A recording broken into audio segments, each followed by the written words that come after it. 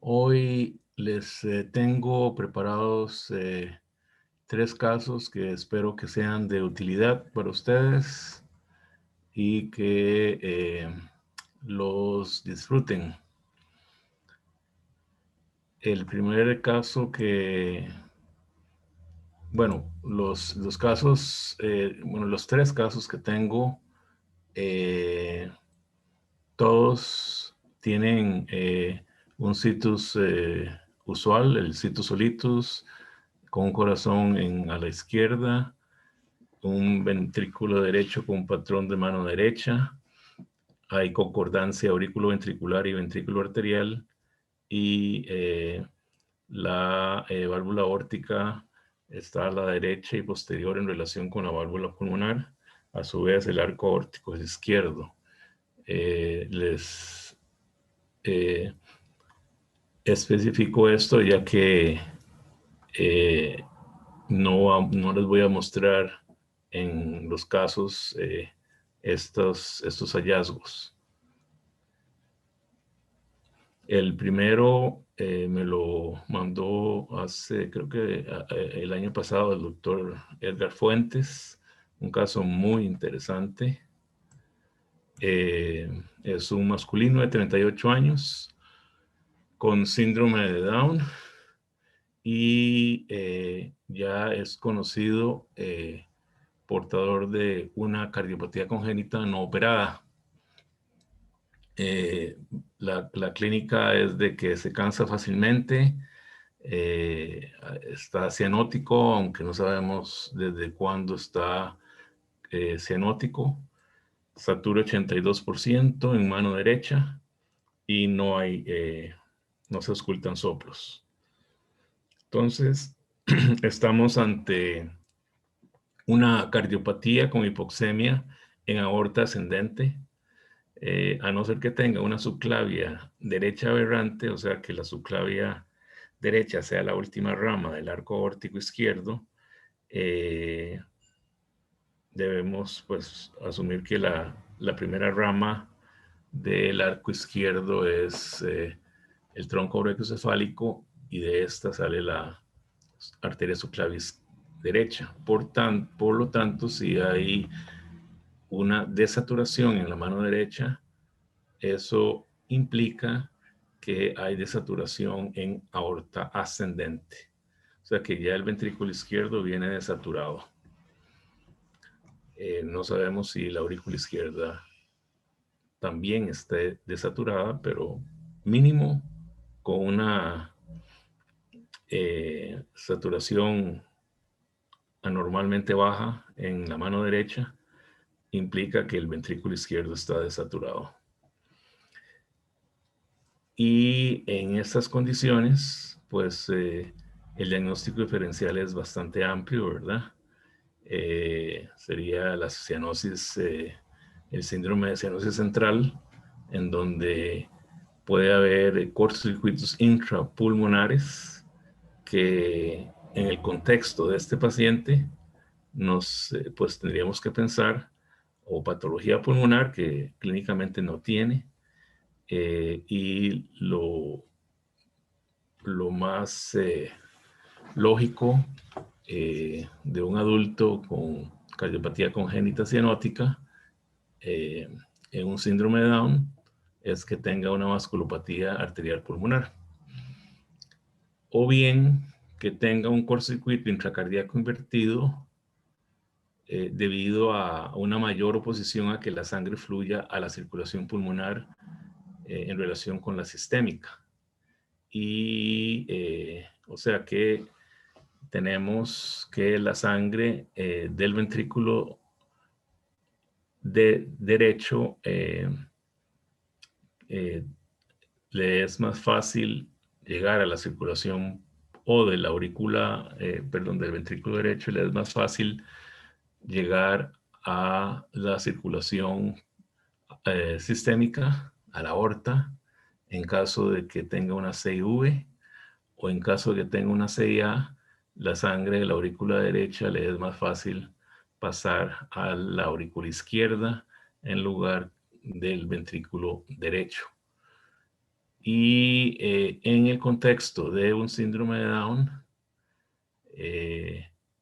tenemos pues lo que es el punto 2, ¿verdad? Una enfermedad vascular pulmonar, en donde la resistencia que la sangre fluya a la circulación pulmonar serían resistencias vasculares aumentadas, sistémicas o suprasistémicas, debido a la vasculopatía asociada a una CIA o una CIB o un canal o una PCA grande o combinaciones de cualquier combinación que pueda haber entre estas cuatro patologías. Y también sin enfermedad vascular pulmonar sería la tetralogía de Fallot, pensando de nuevo en el contexto de un paciente con síndrome de Down específicamente. También puede haber, inusual, pero también se ha reportado en síndrome de Down lesiones de mezcla como ausencia de septum interauricular primario y CIA óseo primario, primum, perdón, o corazones funcionalmente univentriculares, lo que el doctor más va a hablarnos la próxima semana. El tronco arterioso común, que para un adulto es rarísimo, rarísimo que esté vivo. Y y conexiones anómalas totales de venas pulmonares que pues de vez en cuando se pueden observar en etapas en adultos, ¿verdad? Que funcionan como CIAs grandes con sobrecarga volumétrica crónica del ventrículo derecho. Entonces, siempre antes de hacer, eso se los digo porque siempre antes de hacer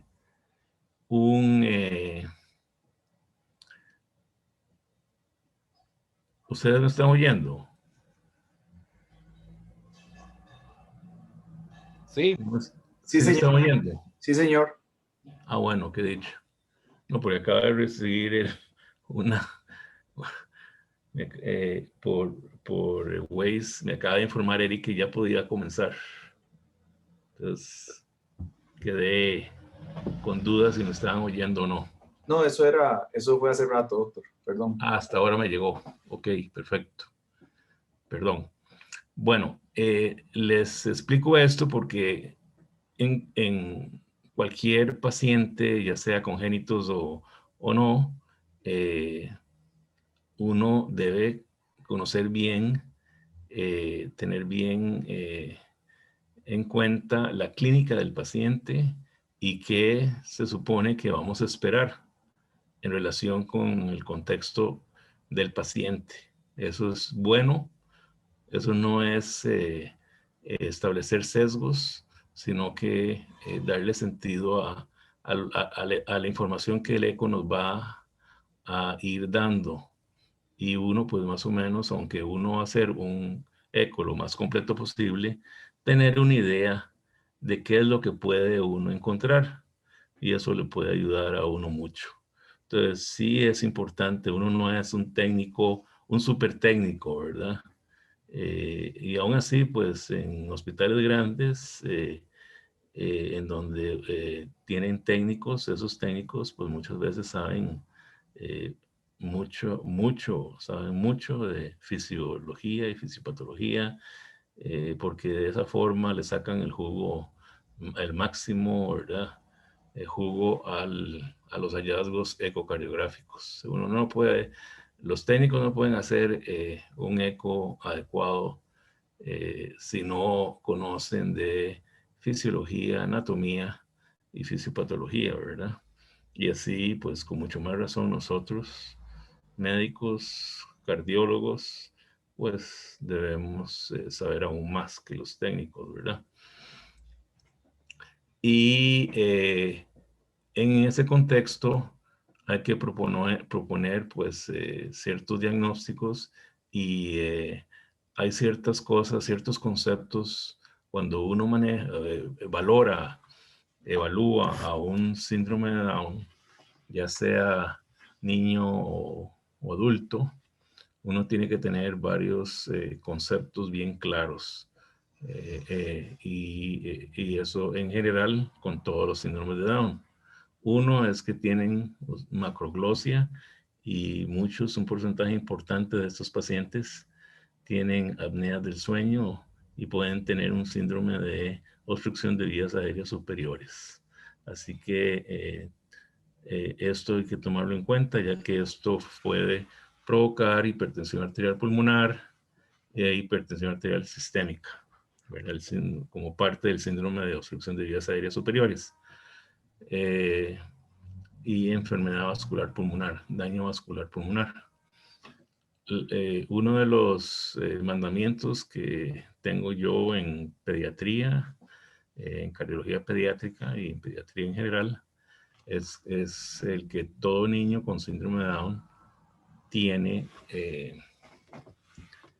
al menos un conducto arterioso permeable hasta que no se prueba lo contrario. Las cardiopatías en Down son muy prevalentes. Al menos un 60% de estos pacientes tienen un conducto arterioso más algo más intracardíaco. Y en caso de los niños con los Downs, con cianóticos, los niños con síndrome de Down cianóticos, la cardiopatía más frecuente, bueno, lo más frecuente es que tengan una cardiopatía, a no ser que de nuevo tengan una neumonía o que eso es, pues, ya es clínicamente más obvio, o patología pulmonar. Pero sin evidencia clínica de patología pulmonar, hay que pensar que tiene una cardiopatía y la cardiopatía más frecuente es la tetralogía de Fallot, hasta que no se prueba lo contrario. Entonces, de nuevo, con ese contexto, ¿verdad? Y con esos conceptos básicos del paciente con síndrome de Down con sospecha de una cardiopatía, vamos a hacerle el eco de este paciente. Entonces, el eco, pues lo que les voy a mostrar nada más son las porciones de los videos que muestren los hallazgos positivos más importantes del corazón. Entonces, aquí en 4 cámaras invertida, ¿verdad? Porque esto no es la imagen natural, anatómica. Lo que vemos es que el ventrículo derecho pues se ve algo hipertrófico, se ve hipertrófico. Además, bueno, a nivel del septum interauricular es difícil saber, pero aparentemente pues no tiene CIA. Y sí vemos una comunicación interventricular cuyo color nos establece que el cortocircuito es de ventrículo derecho a aorta por el color, ¿verdad? Azul. Así que esto nos habla pues de que hay alguna razón del por qué el cortocircuito no es de izquierda a derecha, que es lo usual. Lo usual es que haya menos oposición a que la sangre fluya a la circulación pulmonar cuando hay una CIB no restrictiva. Entonces, y restrictiva también. Entonces, ante una CIB, lo normal es que debe haber, o lo usual es, no normal, sino lo usual es que debe haber un cortocircuito de izquierda a derecha, en sístole, al menos en sístole, ¿verdad? En este caso vemos que no es así. Ahora, también vemos que hay cierto grado de cabalgamiento de la aorta, ¿verdad? Hay sospecha de cabalgamiento de la aorta. Entonces, ahí uno pues podría decir que podría ser una tetralogía de Fallot, ya que uno sospecha de que hay cabalgamiento de la aorta, ¿verdad? Entonces, esta es, digamos, la otra cosa es que no es un canal, no es una CIB de canal. La CIB de canal es una CIB de entrada 1, 2. La CIB de canal tiene las válvulas, es un anillo AB común con una unión AB común. Entonces no tiene dos anillos, no tiene una mitral ni tricúspide. Aquí del lado izquierdo, pues parece que esto tiene una morfología clásica de una mitral, que es septofóbica, ¿verdad? Que no tiene inserciones en el septum. Entonces, si estamos pensando en una mitral y una tricúspide, ya estamos descartando un canal. Aparte que vemos que hay un desplazamiento, un desnivel de la válvula septal de la tricúspide, la inserción de la válvula septal de la tricúspide es más baja que la inserción de la válvula AB izquierda, por lo cual un espacio aquí que mira hacia el ventrículo izquierdo, y eso es típico de una unión AB de dos uniones AB, de la presencia de dos uniones AB diferentes y no una unión AB común. Así que no, el hecho de que no haya una serie de ostium primum no descarta que sea un canal, porque hay un porcentaje, hay es poco frecuente, pero puede haber canales AB sin el componente, sin una comunicación interauricular, sin una serie ostium primum. Entonces, el hecho de que la CIB sea subaórtica o sea del tracto de salida del ventrículo derecho, ¿verdad? Sería infundibular y, y que no haya una CIB de entrada y que hay evidencia de que hay dos anillos, una tricúspide y una mitral. Ya aquí podemos descartar que el paciente no tiene un canal AB. En esta eje largo y eje corto, en el eje largo primero comentemos el eje largo. Vemos que las cavidades izquierdas no parecen estar dilatadas. Y eso es extraño en una CIB grande, ¿verdad? Una CIB grande, lo usual es que hay un cortocircuito de nuevo de izquierda a derecha, aumento del flujo pulmonar y aumento del retorno venoso sistémico con cavidades izquierdas dilatadas. En este caso no lo hay, que concuerda con lo que vimos en el primer video, donde el cortocircuito es de ventrículo derecho a la aorta. Y aquí de nuevo podemos ver que efectivamente hay un acabalgamiento de la aorta, menos del 50%, pero hay un cabalgamiento de la aorta, ¿verdad? Aquí está el cierre de la válvula aórtica y en relación con con el septum interventricular, pues el cabalgamiento es menos del 50%. O sea, no es un doble tracto de salida del ventrículo derecho, ¿verdad? Ese es el otro punto que ya podemos descartar. En este eje corto, está muy interesante, vemos la aorta y vemos la pulmonar y vemos el septum infundibular, que es este tejido muscular que separa la válvula pulmonar con la válvula aórtica. Entonces, a pesar de que la CIB es de salida, no es una CIB subpulmonar, ¿verdad? O subarterial, que le llamo yo. O sea que si no hubiese este tejido, la CIB, el techo de la CIB sería la pulmonar y la aorta. Esto pues, se le llama clásicamente CIB doblemente relacionada, ¿verdad?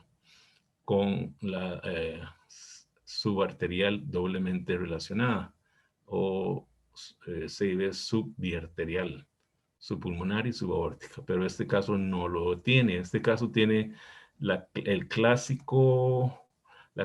CIB perimembranosa con extensión al septum infundibular.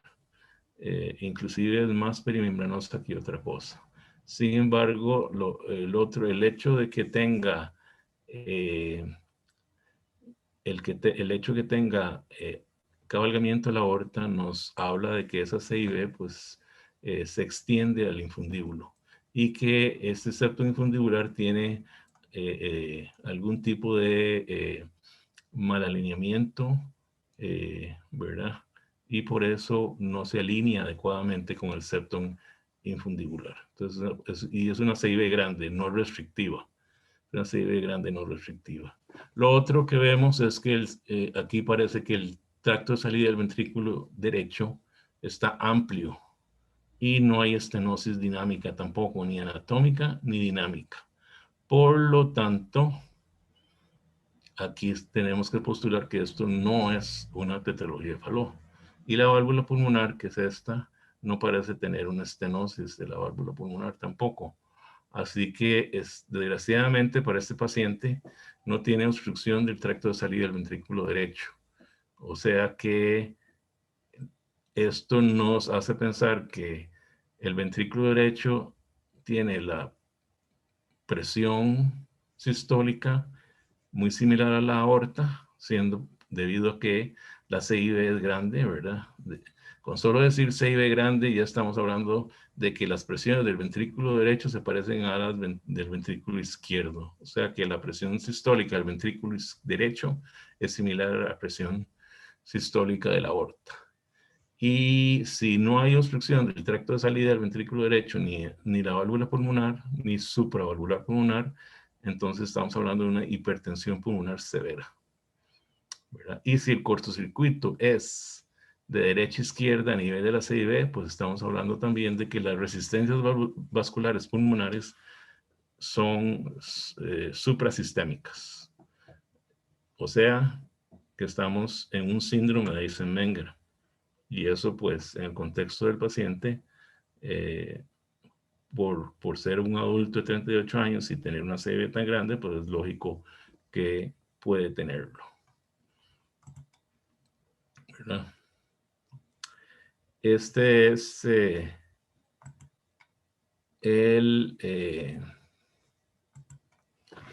la imagen de el eje corto alto, en donde vemos la arteria pulmonar principal, la arteria pulmonar derecha, la arteria pulmonar izquierda, y tenemos algo adicional, además de la CIB grande, tenemos un ductus grande, en la cual no solo el patrón de flujo es inusual, en el sentido de que tenemos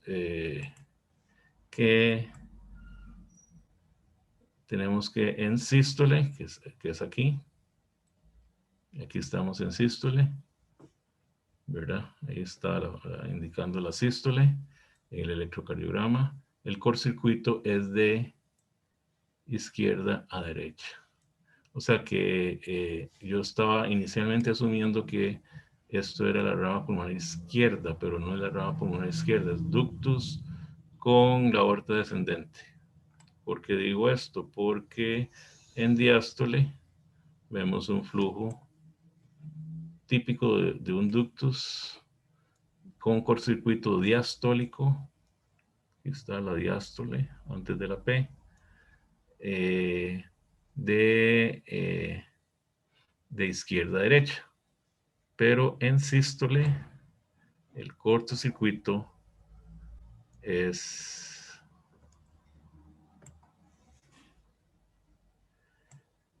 ahí está, en sístole, el cortocircuito es de derecha a izquierda. O sea que esto también, este patrón de flujo a nivel del ductus, pues el ductus no es grande, no parece ser un ductus muy grande, sin embargo, sí nos está indicando este patrón de flujo que hay una resistencias vasculares pulmonares suprasistémicas. Eso es lo que explica este patrón de flujo que concuerda, que eso es muy importante, ¿verdad? A medida que uno avanza en el eco, tiene que ver si los hallazgos que estamos encontrando concuerdan con los hallazgos previos. Y esto concuerda muy bien con la CIB grande con cortocircuito derecha-izquierda por enfermedad vascular pulmonar, ¿verdad? Así que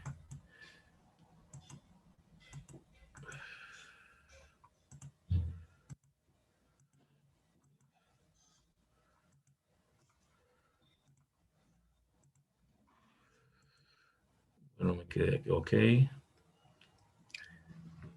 Esto es el doctor Edgar Fuentes nos está indicando, ¿verdad? Bueno, yo estaría de acuerdo con que esto es la arteria pulmonar principal, esta es la arteria pulmonar derecha. Lo que está diciéndonos que esa arteria pulmonar izquierda es la aorta descendente. Para ver la arteria pulmonar izquierda, que está paralela al ductus, hay que hacer un corte más hacia la izquierda porque en este corte pues lo que se ve es el ductus y la arteria pulmonar izquierda está hacia nosotros, ¿verdad? O sea, lo que primero que vemos es la aorta, luego el ductus y luego la pulmonar izquierda, ¿verdad? En este caso estamos viendo principalmente ductus y la aorta y parte de la aorta descendente con el cortocircuito de baja velocidad porque es bastante rojo el colorcito, el color del Doppler, ¿verdad? No hay turbulencia, es flujo laminar, que es muy importante, en donde nos están indicando ese flujo laminar que las presiones de la pulmonar y la aorta son muy similares, ¿verdad? Desde aquí claramente vemos cómo el cortocircuito es sístolo diastólico, ¿verdad? Y invertido en sístole y usual de izquierda a derecha en diástole, ¿verdad? Y el Doppler, que es muy importante para confirmar esos hallazgos, porque a veces, pues, con las frecuencias cardíacas que tienen los pacientes que están muy ansiosos, puede ser que no sea suficiente el ojímetro y es importante documentarlo con el Doppler, ¿verdad? Ya sea pulsado, en este caso puede ser pulsado porque las velocidades son bajas, o continuo, que es lo que Edgar creo que usó. En este caso, donde vemos que esta es el flujo sistólico de derecha a izquierda hacia la aorta, alejándose de la pulmonar, y este es el flujo diastólico, pandiastólico, de izquierda a derecha, acercándose a la pulmonar con velocidades muy bajas. Y si usáramos el pulsado, veríamos que son flujos laminares y no turbulentos, que es lo que uno esperaría usualmente un ductus que hubiese flujos turbulentos. Pero cuando las presiones son muy similares, los gradientes son bajos, por ende el flujo es laminar. Entonces, los diagnósticos finales de este paciente corresponden a una CIB grande, perimembranosa, pero con extensión infundibular. O sea, la CIB es bastante grande. Hay mal alineamiento del septum infundibular, pero no hay obstrucción del tracto de salida del ventrículo derecho, que eso es un dato muy importante. Y con un cortocircuito invertido a nivel de la CIB. Además, existe una persistencia del conducto arterioso con un cortocircuito bidireccional con gradientes transductales bajos. Todo esto nos indica que no solo hay hipertensión arterial pulmonar severa, sino que las resistencias vasculares pulmonares están elevadas. O sea, el hecho de que tenga hipertensión pulmonar severa no en una CIB grande o en un ductus grande no implica, o sea, no implica que las resistencias vasculares pulmonares estén elevadas o muy elevadas. Pueden estar elevadas, pero levemente elevadas. En ese caso, pues no tienen enfermedad vascular pulmonar. Pero con 38 años, si hubiera sido un paciente de 2 años o 1 año, pues puede ser que haya hipertensión pulmonar, pero aún no tenga resistencias vasculares pulmonares elevadas por enfermedad vascular pulmonar. Así que el hecho, de nuevo, que tenga hipertensión arterial pulmonar no garantiza que las resistencias vasculares pulmonares estén elevadas o muy elevadas. En este caso, pues desgraciadamente tiene enfermedad vascular pulmonar y tiene a su vez, que no hay que olvidarse, porque esto conlleva otros compromisos a nivel sistémico de un síndrome de hipoxemia sistémica crónica, dentro del cual está el síndrome de hiperviscosidad sanguínea, que también eso pues hay que darle seguimiento, ¿verdad? A los riñones, a los huesos y a otros órganos que se afectan por el síndrome de hipoxemia sistémica crónica. Bueno, este es el primer caso. Tal vez si hay alguna duda, alguna pregunta sobre este caso, aprovechemos una pausa para ver si hay preguntas sobre este caso y pasamos al caso número 2. Bueno, entonces espero que esas dudas, esa falta de preguntas es porque no hubo dudas con respecto a lo que les dije. Ok. Entonces, el siguiente es el caso 2. Me lo mandó nuestro queridísimo y famosísimo doctor Eric Bogantes. Es una femenina de 30 años con síndrome de Down, no conocida, portadora de soplo cardíaco ni cardiopatía, supongo yo. Creo que era sintomática, con saturaciones de 97% en la mano derecha, o sea, una saturación normal en la mano derecha. La paciente, pues, parece que estuviera cianótica, pero con esas saturaciones que son normales, pues obviamente no es cianótica, ¿verdad? Y lo otro, pues, cianosis, digo yo, en las mucosas de la boca, pero periféricamente, subunguialmente, bueno, uno no tiene acropaquia ni en manos ni en pies, ¿verdad? Y aquí parece, pues sí, está rosadita la mano derecha.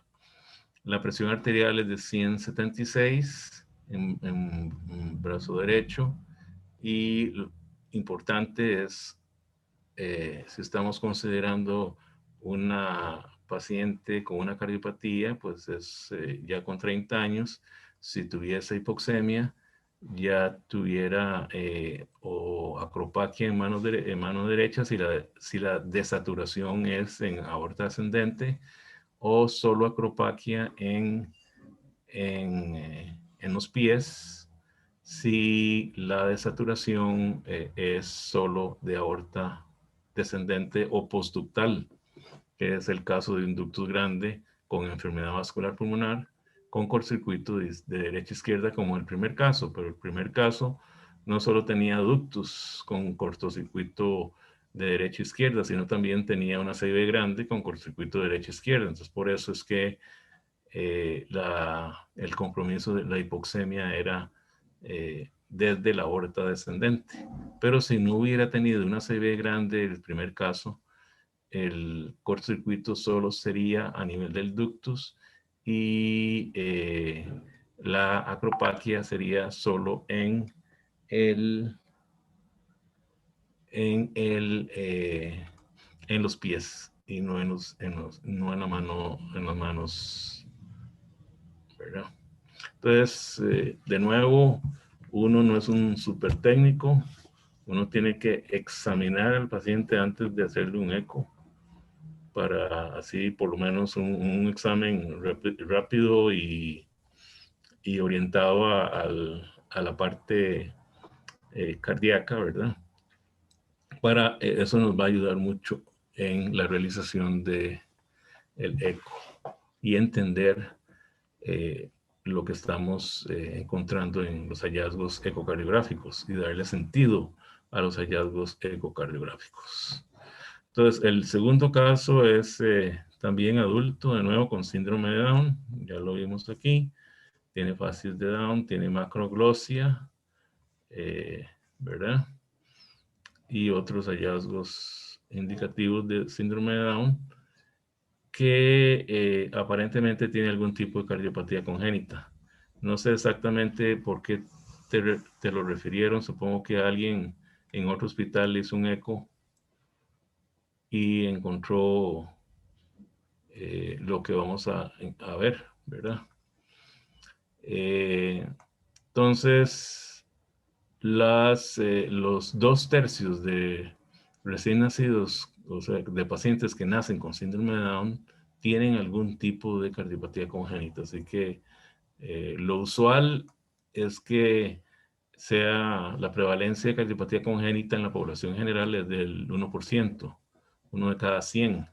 Aquí en pacientes con síndrome de Down es eh, ¿verdad? Es un 60%, de 66, 65% de posibilidades, entre un 50 y un 65% de posibilidades de tener una cardiopatía. Entonces, de rutina, todo síndrome de Down tiene que ser evaluado por un cardiólogo, ¿verdad? De rutina, aunque aparentemente sea sano.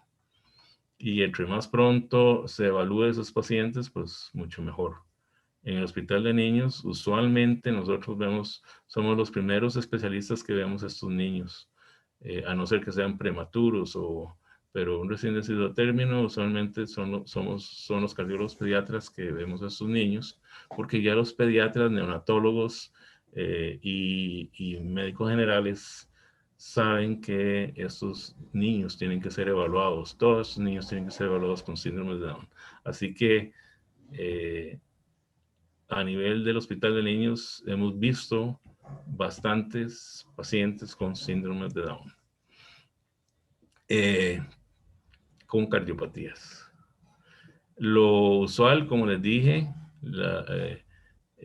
hay que descartarles un conducto arterioso permeable, ya sea en forma aislada o asociada con una unión AB auriculoventricular separada. En ese caso, cuando hay una unión auriculoventricular separada, que es lo usual,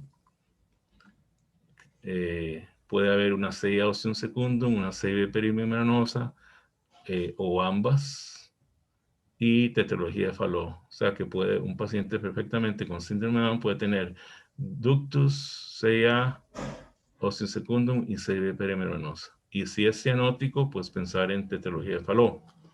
Si es cianótico, pues antes de la etapa escolar. Ya si tiene la etapa escolar, ya podría, el diagnóstico diferencial sería no solo Fallot, sino una enfermedad vascular pulmonar con síndrome de Eisenmenger, que ya en etapa, si una CIB grande o un ductus grande, ya pueden tener síndrome de enfermedad vascular pulmonar severa en la etapa escolar. Y el otro gran grupo importante por lo severo que puede tener, puede ser esta patología, es los pacientes que tienen una unión auriculoventricular común, o sea, aquellos que tienen un defecto tipo canal AB. Y los defectos tipo canal AB pueden ser, aunque no me gusta este término de completo o parcial, porque da la impresión de que los parciales no tienen una unión AB común o les falta algo, pues, pues todos los canales AB parciales o completos tienen los defectos básicos, ¿verdad? Tienen el esqueleto básico de lo que consiste una unión AB común, con 3 componentes: defecto interauricular, defecto interventricular y la unión AB común con las válvulas AB comunes. Sin embargo, podríamos llamarle a los defectos de la unión AB común completo aquellos que tengan permeable, tengan una comunicación interauricular, ostium primum e interventricular, se vive de entrada en los defectos interauriculares e interventriculares, o sea que los defectos interauriculares e interventriculares estén permeables, ¿verdad? Que no haya un tejido excesivo que cierre espontáneamente alguno de esos defectos o ambos defectos, y que el orificio AB tenga un anillo AB común. O sea, eso podríamos, digamos, definirlo como es una definición morfológica, no de tipo embriológica, porque embriológicamente, como les digo, todo canal AB es igual embriológicamente,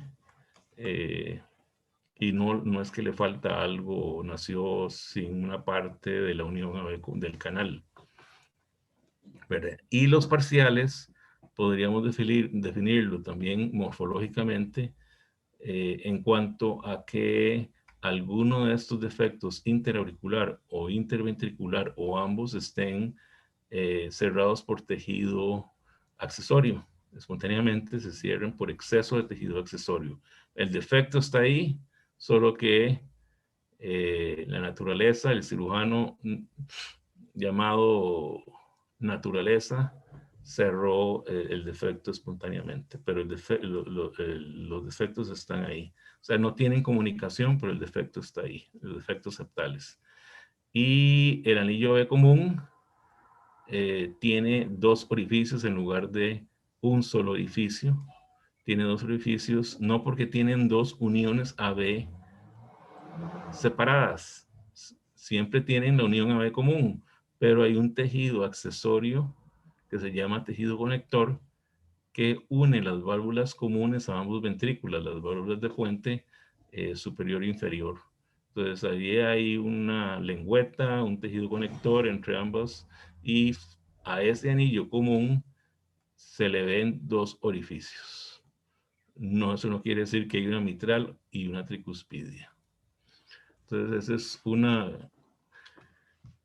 un diagrama que creo que yo les mostré en la clase que les di de canal AB o defectos del septum AB, en donde vemos que normalmente hay 2 uniones aurículo-ventriculares, la tricúspide y la mitral. Pero en defectos del septum AB hay una unión AB común, ¿verdad? Una unión AB común. Y en algunos casos, como en este completo, hay solo un orificio, pero en otros casos parciales hay 2 orificios. Entonces, y este es el caso en donde el defecto interventricular no tiene comunicación. O sea, hay un tejido accesorio excesivo que cierra el defecto, y además ese tejido une las valvas comunes a ambos ventrículos. Pero en lugar de estas válvulas comunes se presentan separadas, como en el completo, estas valvas que existen, solo que tienen ese tejido que une la valva superior con la valva inferior, común a ambos ventrículos. Y puede haber lo más frecuente, y es lo que ustedes ven en adultos, es el tipo de canal AB que se llama CIA Ostium Primum. Pero canal que es canal aquí en China, en Rusia y en Estados Unidos, en cualquier lado del mundo, esto es un canal, ¿verdad? Sin lugar a duda. Sin lugar a duda.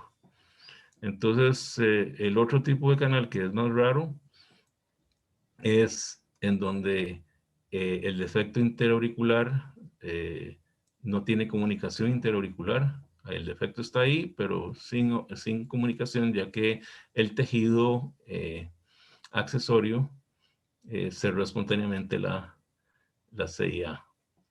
Y sí tiene una CIB, ¿verdad? Una CIB de entrada tipo canal que se llama, característica de todos los canales.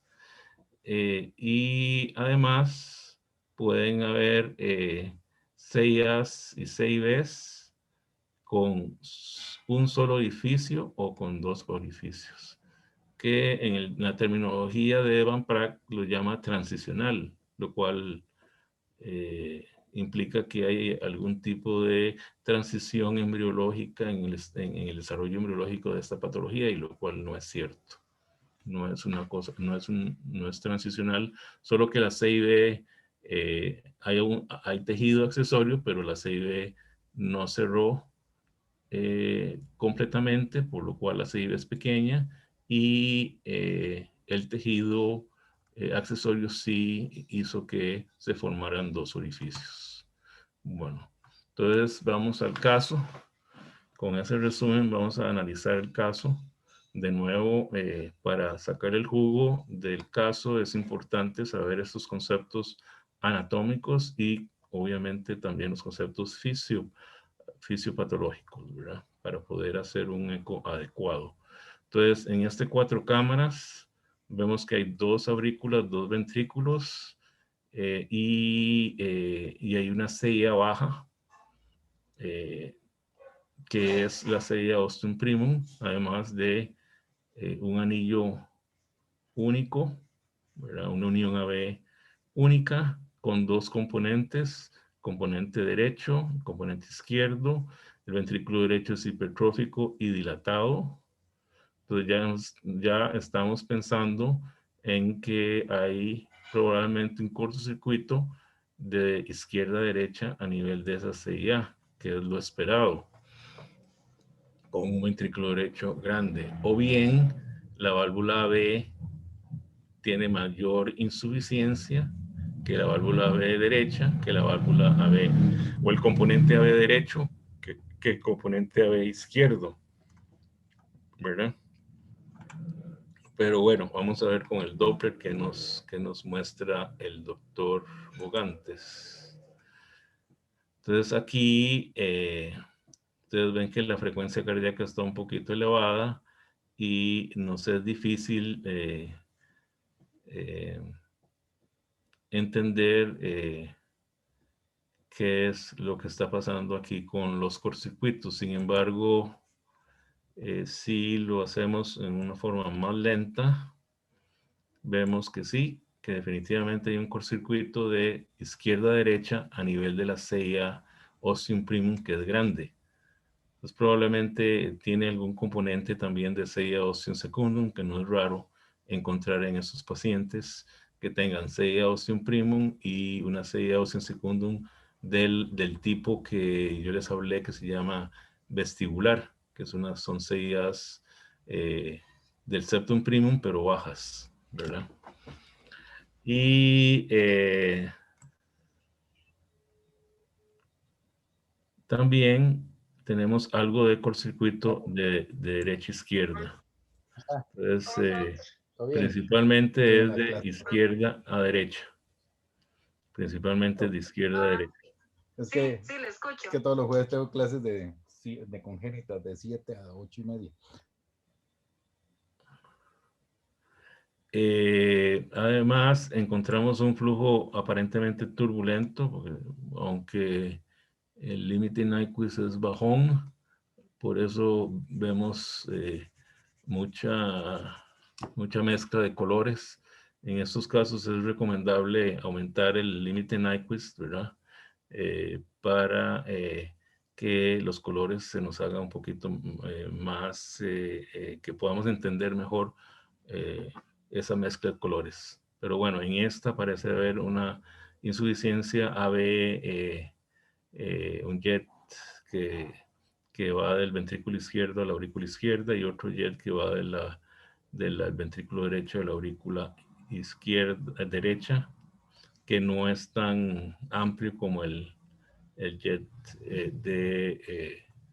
del componente izquierdo. O sea que, como vemos también, pues lo típico de estas válvulas y más a estas edades es que sean insuficientes por los daños conforme pasa, daños de esas válvulas conforme pasa el tiempo, ¿verdad? Los años. Pero bueno, creo que hay otras imágenes en detalle, más detalladas. Bueno, este tipo de defecto aquí no está claro si tiene CIB, más bien parece que tuviera una CIB también asociada.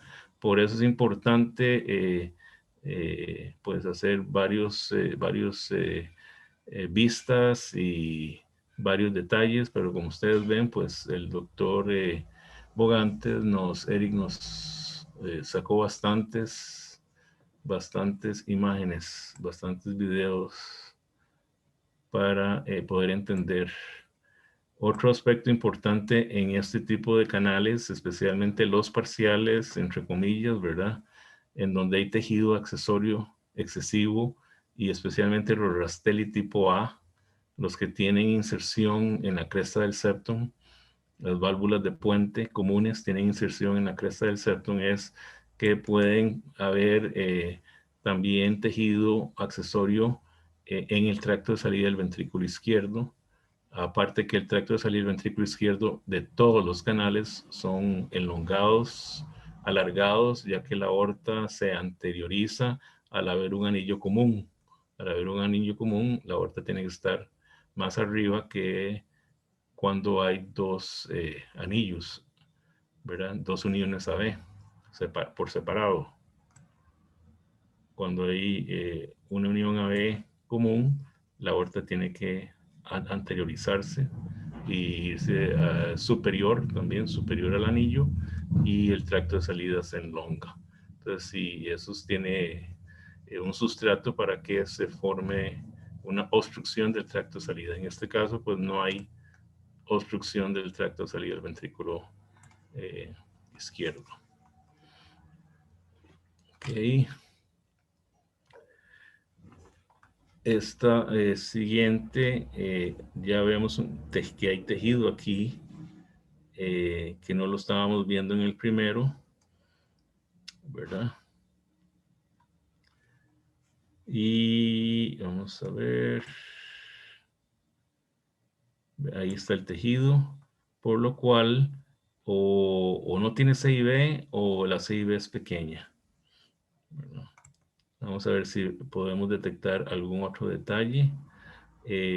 Otra cosa que tienen estos, frecuentemente vemos en estos pacientes, es que cuando tienen insuficiencia valvular importante, AB derecha o izquierda, puede el jet dirigirse del ventrículo derecho a la aurícula izquierda o bien del ventrículo izquierdo a la aurícula derecha, lo que llaman pues defectos de Garbody, defectos del ventrículo derecho de los ventrículos a las aurículas. Sin embargo, ese tipo de defectos más son por insuficiencia, por la dirección, por insuficiencia valvular AB de las válvulas AB comunes.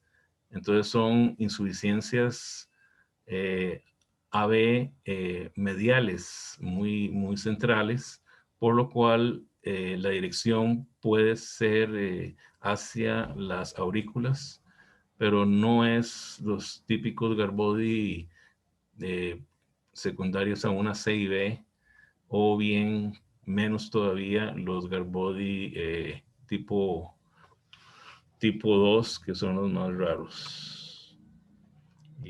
¿Verdad? Bueno, entonces, de nuevo, aquí tenemos el cortocircuito a nivel que es bidireccional, a nivel de la CIA grande,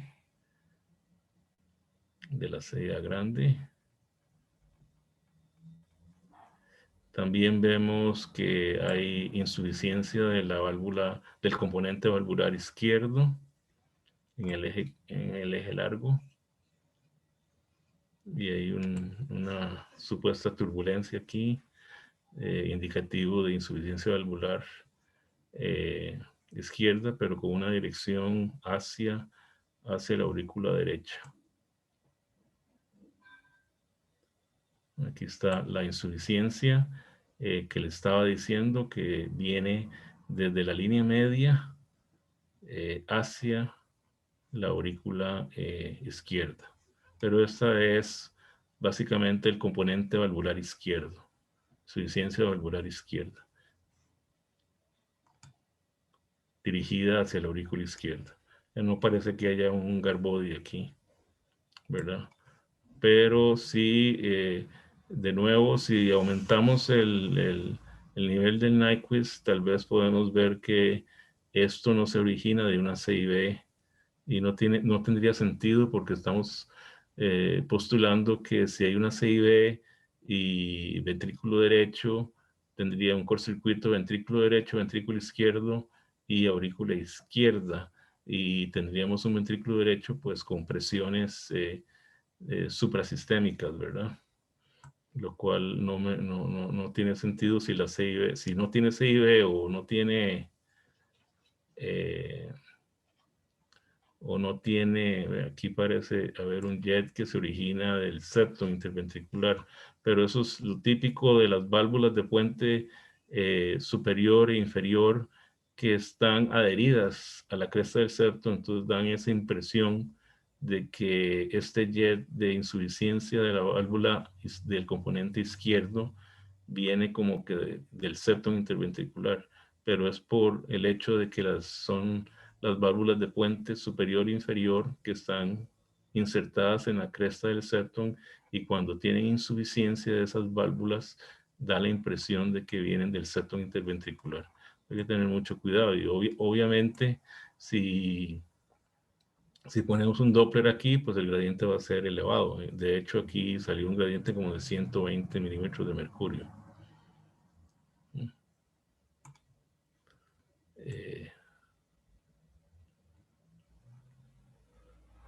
Bueno, aquí de nuevo el eje largo, corroborando que el tracto de salida del ventrículo izquierdo está limpio. Vamos a ver este otro corte. Este otro corte pues nos da, esto es como de eje largo, pero hacia los tractos de entrada, ¿verdad? Hacia las válvulas de puente superior e inferior. Vemos muy bien la CIA, que a veces hay que tener mucho cuidado, porque si el seno coronario está muy dilatado, hay gente que pues puede confundir un orificio del seno coronario muy dilatado como una CIA ostium primum, pero bueno, este no es el caso. Obviamente las válvulas aquí son de un canal AB. De nuevo se ve el tejido cerrando, el tejido excesivo, cerrando el defecto de la CIA, de la CIB, perdón. Pero no está claro, aún no me queda claro si hay una CIB pequeña o no. A veces es difícil, ¿verdad?, establecer eso con solo el eco. Muchas veces necesitamos hacerle cateterismo cardíaco, en especial si estamos sospechando que tenga hipertensión pulmonar. De todas formas, una paciente con 30 años, con solo tener una CIA de este tamaño inmenso, pues inmensa, tenemos que sospechar que hay algún grado de hipertensión pulmonar y que las resistencias pulmonares están elevadas. Obviamente no están a nivel sistémico ni suprasistémica, porque estaríamos con un cortocircuito de derecha a izquierda a nivel de la CIA. Sin embargo, sí, por su edad, ¿verdad? Es importante hacerle un estudio hemodinámico. Bueno. El otro, vamos a ver si hay otro estudio. Aquí tenemos otro video. Bueno, este es el 3D del anillo de la unión AB común.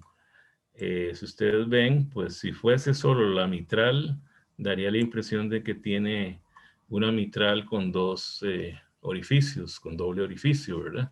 Pero el problema aquí es que no es la mitral, es todo, es el componente derecho, es toda la unión AB. Lo que está mostrando el doctor Bogantes es toda la unión AB. O sea, que lo que tiene es un anillo AB común. Y esto hay que fijarse bien, depende de cómo se vea o cómo lo está viendo el que está haciendo el eco, si lo está viendo a través del ventrículo izquierdo, si es una vista ventricular o una vista auricular. Pues si es una vista ventricular, nos es más difícil ver, porque no vamos a poder ver el anillo común, ¿verdad? No vamos a poder ver un anillo común. Entonces nos podríamos confundir y decir que tiene dos anillos AB por este tejido accesorio que comunica, que une las válvulas de puente superior e inferior, ¿verdad? Pero en este caso yo creo que debe ser una vista desde una vista del cirujano que llaman, ¿verdad? Abriendo la aurícula izquierda y uno ve, bueno, las dos aurículas, perdón. En este caso la aurícula izquierda, porque como tiene una CIA ostium primum, pues se va a ver a través del cirujano, si le abre la aurícula izquierda, va a ver tanto el componente derecho como el componente izquierdo. Bueno, en eco, en 3D, pues no hay ningún problema, no hay que abrir nada y vamos a ver muy bien, ¿verdad? La otra cosa importante es abrir un poquito más esto para ver la válvula aórtica, porque vamos a encontrar el otro hallazgo típico de los canales, que la válvula aórtica no va a estar entre dos anillos, ¿verdad? Entre las dos uniones, ¿sabe? Como normalmente, ¿verdad? Aquí incrustada, aquí va a estar la válvula aórtica normalmente. En cambio, cuando hay un solo anillo, la aorta va a estar superior y anterior al anillo, lejos de las válvulas, las válvulas AB. Esa es otra forma de verlo, pero está muy bonito esta imagen, ¿verdad? La válvula de puente anterior, superior, inferior y el tejido accesorio que es la lengüeta conectora de las válvulas comunes a ambos ventrículos. Un estudio que no da ninguna duda de que es un canal AB.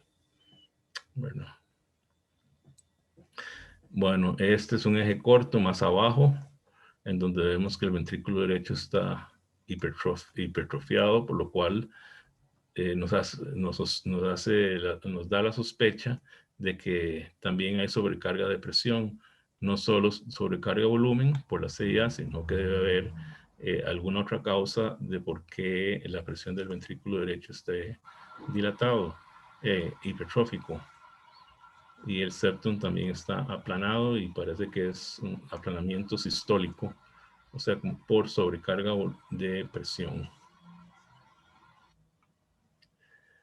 Este es el eje corto alto, ¿verdad? A nivel de las válvulas AB. Y lo típico de la válvula AB izquierda en canal, el componente izquierdo tiene 3 válvulas. La válvula de puente inferior, la válvula de puente superior y la válvula de puente, la válvula mural izquierda. Ese es el clásico componente izquierdo del canal AB, de todos los canales AB, ¿verdad? Este que es una CIA Austin Primum, es así, y lo que se ve es que abre el pseudo-clef o la mal llamada hendidura, abre hacia el ventrículo derecho. El verdadero clef de una mitral anterior abre hacia la aorta anteriormente. En este caso, pues no es tan obvio esa diferenciación, ya que el ventrículo derecho está sumamente dilatado y está rotando aplastando y rotando al ventrículo izquierdo. Pero que es un canal, ¿verdad?, clásico, típico, lo es, ¿verdad? Y la duda me viene a que si hay una CIB pequeña en este jet que hay aquí, ¿verdad? Hacia el ventrículo derecho. Así que probablemente tiene una CIB pequeña asociada aquí. Aquí se ve la CIB pequeña. Es una imagen bastante bonita, un corte bastante bonito. Pero como ustedes ven, hay que hacer múltiples cortes y verlo en cámara lenta porque hay demasiado colores, diferentes colores, y si no lo vemos de esta forma, no vamos a llegar a un diagnóstico adecuado.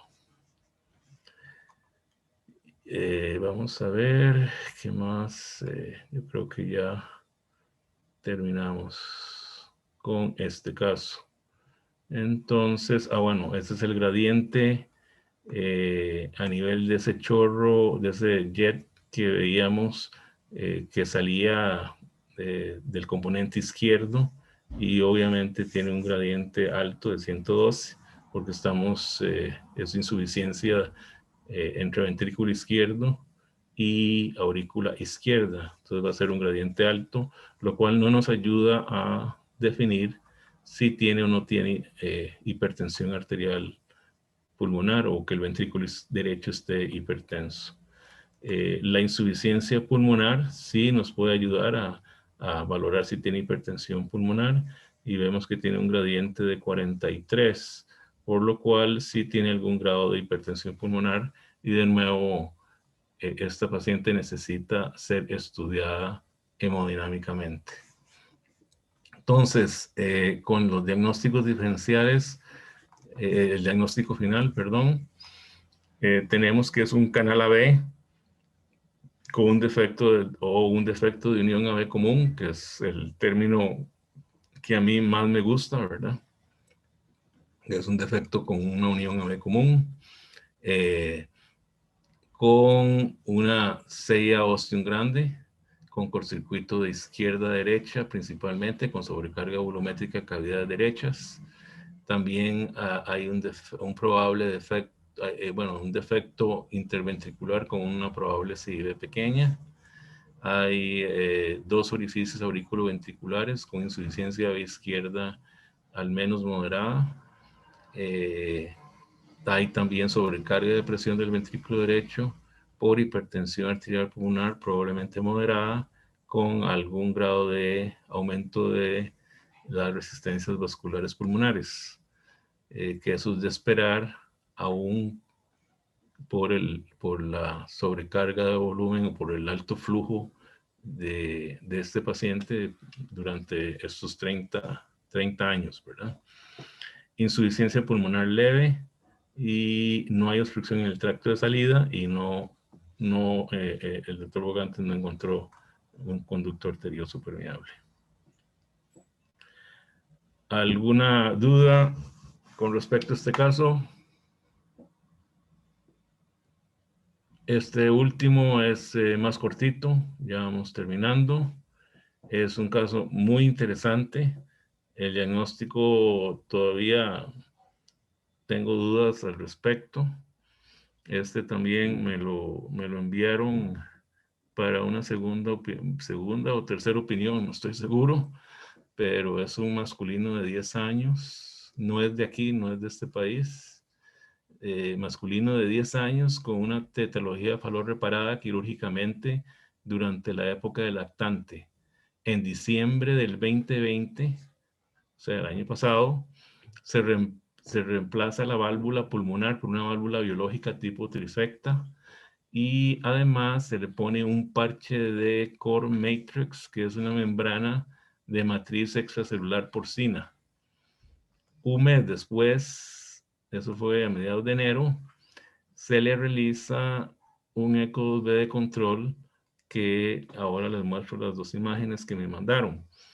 Y no tiene clínica de endocarditis infecciosa, aunque inicialmente estaban pensando que podría tener endocarditis por lo que se vio a nivel del ventrículo derecho.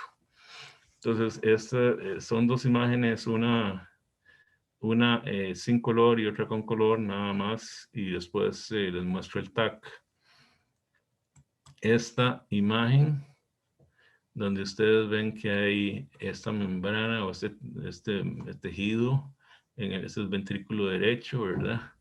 Esta es la válvula prostésica, biológica, que está al nivel del plano donde pusieron la válvula, ¿verdad? Tiene algún tipo de disfunción de esa válvula, no parece que está abriendo normalmente. Y bueno, esta parte del ventrículo derecho parece que está dividida en dos por esta membrana y no solo la membrana llega hasta la inserción hasta el anillo, por así decirlo, de la válvula pulmonar prostésica, sino que continúa más arriba, ¿verdad? Más cefálico, hasta la pulmonar, que que está aquí, que es esta la pulmonar. Entonces, el color, pues aún es más interesante el color, donde el color da la impresión de que, bueno, que sangre que llega al ventrículo derecho aparentemente no solo pasa por la válvula que está aquí, la válvula prostésica, no solo pasa por la válvula prostésica, sino que pasa por, bueno, al menos este color que está aquí pasa a través del anillo, ¿verdad? O fuera de la válvula, perdón, fuera de la válvula, como si fuera, ¿verdad? Una fuga paravalvular, pero no lo es. Y llega hasta acá. No estoy seguro, o sea, no puedo ver, no puedo asegurar con este eco de que hay una comunicación entre esta cámara con el ventrículo derecho o bien una comunicación entre esta cámara anterior y superior con la arteria pulmonar. O sea, de nuevo, hay demasiado color aquí y no se ve una comunicación clara. Este es el TAC que aparentemente no fue hecho como muy completo, ¿verdad? No es un angiotac, me parece. Pero bueno, lo que vemos es el ventrículo derecho acá. No estoy seguro si este es el verdadero ventrículo derecho y aquí hay una cámara y aquí está la otra que es la que vemos que pasa el anillo de la válvula prostésica, ¿verdad? Hacia la porción superanterior de la pulmonar. Pero de nuevo, y uno ve cómo en sístole esta cavidad superior, anterosuperior sobre el ventrículo derecho se colapsa totalmente y la sangre pasa hacia la cámara B o la cámara que se relaciona con la arteria pulmonar. O sea que, y que aquí la sangre entra y se devuelve aparentemente, ¿verdad? Va hacia la pulmonar y regresa hacia, hacia la porción subpulmonar, ¿verdad? Y suprapulmonar, subpulmonar, como que hay un juego aquí pero definitivamente que hay sangre ahí dentro de esa cavidad, hay sangre. O sea, esos son complicaciones. Este caso es una complicación muy inusual de una tetralogía opaloperada. La complicación más usual es que hay una aneurisma, digamos que solo se vea esto aquí, como una aneurisma del tracto de salida del ventrículo derecho por el parche, un aneurisma del parche, ¿verdad? El tracto de salida del ventrículo derecho. Pero en este caso es muy, muy inusual este hallazgo, que da la impresión de que es una cámara separada del ventrículo derecho, ¿verdad? No se ve una entrada obvia de sangre ni salida obvia de sangre. A veces da la impresión de que puede haber una disección de la arteria pulmonar, pero no es obvio el diagnóstico. Lo que sí le hicieron adicionalmente era un cateterismo y obviamente lo llevaron a sala de operaciones. Y en el reporte de hemodinamia dice que pudieron pasar del ventrículo derecho a la arteria pulmonar por fuera de la válvula prostésica biológica. No sé cómo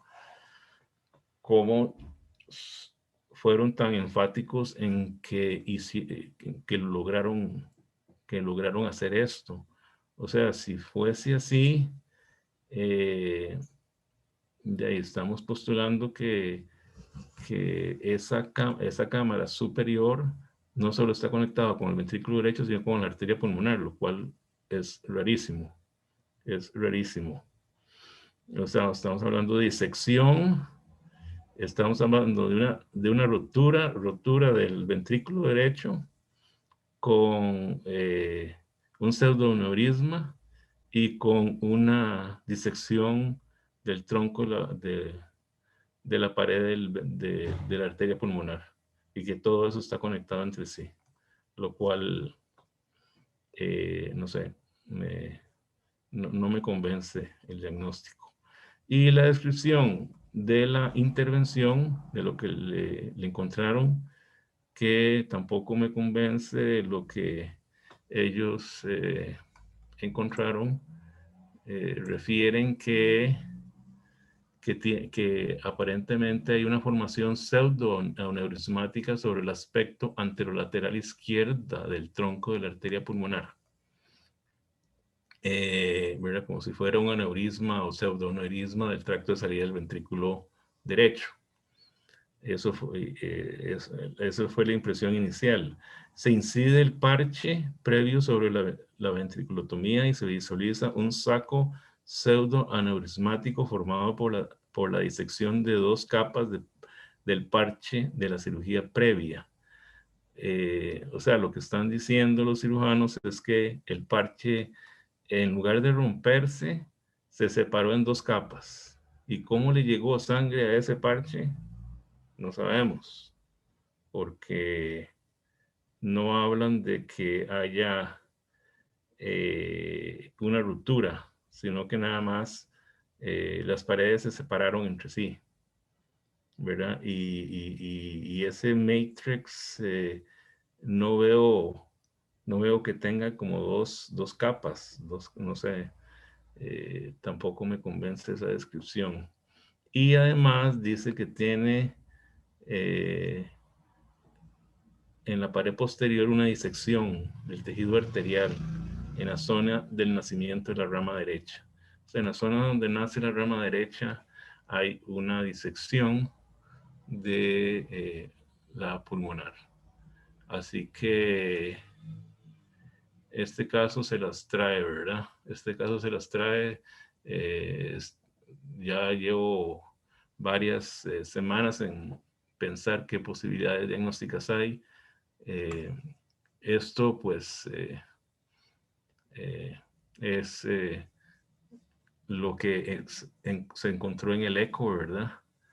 En donde lo que están postulando los cirujanos es que esto es parte de la membrana del parche que ve hacia el ventrículo derecho, y que aquí, que no se puede ver, es una membrana, la otra membrana del parche que se relaciona con la pared torácica anterior, la pared torácica, y que esto pues de alguna forma se llenó de sangre. Esto se produjo un pseudoaneurisma sin conexión con el ventrículo derecho, pero de alguna forma se llenó de sangre, y lo que está haciendo es que la sangre, conforme hay sístole y diástole, la sangre entra y entra a la porción superior, suprapulmonar, y luego se devuelve y está en ese juego de la sangre irse hacia la porción superior y devolverse a la porción inferior. Bueno, pero eso es un caso que me pareció interesante, ¿verdad? Hay casos así como estos, y que ya el eco tiene sus limitaciones, que ese es el otro concepto importante, y no vamos a esperar todas las respuestas con solo el eco, y por ende necesitamos de otros estudios que de nuevo uno debe entender muy bien lo que es la anatomía y fisiopatología para poder y hacer los estudios lo más completos posibles para poder obtener la información adecuada. Sin embargo, pues aparentemente este niño de 10 años pues tuvo muy buena suerte, muy buenos resultados con la cirugía que se le realizó. Entonces, los diagnósticos finales, pues lo único que puedo asegurar es que tiene una cavidad superoanterior derecha que atraviesa el plano valvular pulmonar, y que hay varios mecanismos, varias hipótesis, que ninguna de esas hipótesis que pongo ahí, pues puedo asegurar o descartar, ¿verdad? Con la información que tenemos disponibles. Y que lo que es la interpretación del cirujano de un pseudoaneurisma por una separación de las capas del parche, no sé, no me convence. Bueno, les invito a los que tienen Twitter, de que yo tengo ahí un lugar donde pongo bastante información, artículos, casos, comento casos clínicos que no solo son de pediátricos, sino también de adultos. ¿Alguna duda, algún comentario?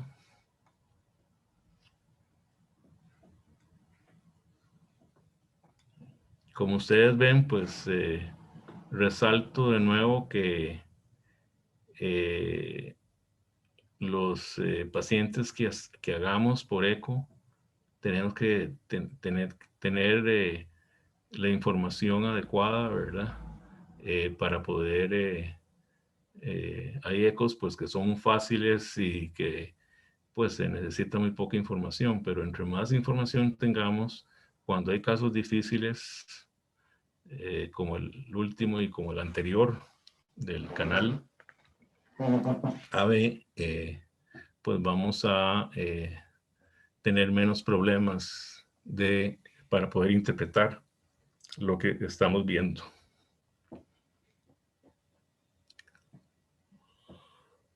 Muy bien. Don Eric. Don Eric, se nos olvidó don Eric. Bueno, aquí terminamos entonces. Muchas gracias, doctor Fyron. Ok. Muy buenos casos. Sí, son casos especiales, son casos especiales. Siempre los que me mandan no son nada fáciles. Bueno, nos vemos de nuevo próxima semana. Hasta luego.